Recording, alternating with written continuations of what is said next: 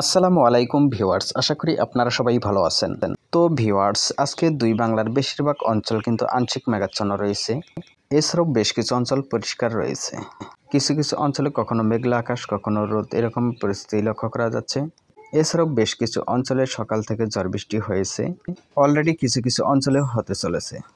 এছাড়াও রাতের দিকে বেশ কিছু অঞ্চলে মাঝারি থেকে ভারী বৃষ্টির সম্ভাবনা রয়েছে। এই মুহূর্তে ময়মনসিংহের বেশিরভাগ অঞ্চল মেঘাচ্ছন্ন, সিলেটের বেশিরভাগ অঞ্চল মেঘাচ্ছন্ন, যার কিছু কিছু অঞ্চল হালকা পাতলা বৃষ্টি হচ্ছে। অলরেডি ঢাকা বিভাগে একটি মেঘ ঘনীভূত হয়েছে, যা ক্রমশই মাদারীপুর, ফরিদপুরের দিকে অগ্রসর হতে চলেছে। ময়মনসিংহ এবং সিলেটে কিছুটা পাতলা মেঘের প্রবেশ ঘটেছে, তবে হালকা পাতলা বৃষ্টির সম্ভাবনা। রংপুর আংশিক মেঘাচ্ছন্ন, কিছু অঞ্চল, বেশ কিছু অঞ্চল পরিষ্কার।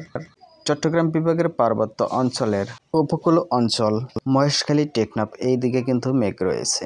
এদিকে হালকা থেকে হালকা মাঝারি বৃষ্টি হচ্ছে, বা কিছু কিছু অঞ্চলে সামান্য বৃষ্টি হচ্ছে। চট্টগ্রাম আংশিক মেঘাচ্ছন্ন। এদিকে পশ্চিমবঙ্গে বাঁকুড়া, পুরুলিয়া, দুর্গাপুর এর কিছু কিছু অঞ্চলে মাঝারি থেকে ভারী বৃষ্টি হচ্ছে। ঝাড়খণ্ডেও কিন্তু মেঘ ঘনীভূত হয়েছে। তো আজকে যেরকমটা বলেছিলাম, দক্ষিণবঙ্গে আচমকা হালকা পাতলা বৃষ্টি হতে পারে, ঠিক সেরকম পরিস্থিতি হয়েছে। এছাড়াও উত্তরাঞ্চলে হালকা থেকে মাঝারি বৃষ্টির সম্ভাবনা রয়েছে আজ মাঝরাত থেকে আগামীকাল সকাল 10টার মধ্যে।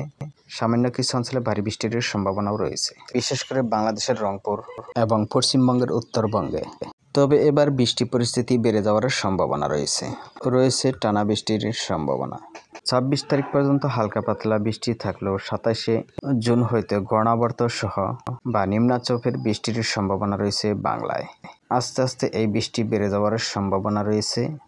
29শে জুন হইতে প্রায় সারা বাংলায় মেঘাচ্ছন্ন পরিবেশে বিরাজ করার সম্ভাবনা রয়েছে, যার কারণে কখনো হালকা বৃষ্টি, কখনো হালকা মাঝারি, কখনো মেঘাচ্ছন্ন পরিবেশ, কখনো বা থেমে থেমে ঝিরিঝিরি বৃষ্টি, কিছু কিছু অঞ্চলে ভারী বৃষ্টি, এরকম পরিস্থিতি থাকার সম্ভাবনা রয়েছে জুলাই মাসের 3 তারিখ পর্যন্ত।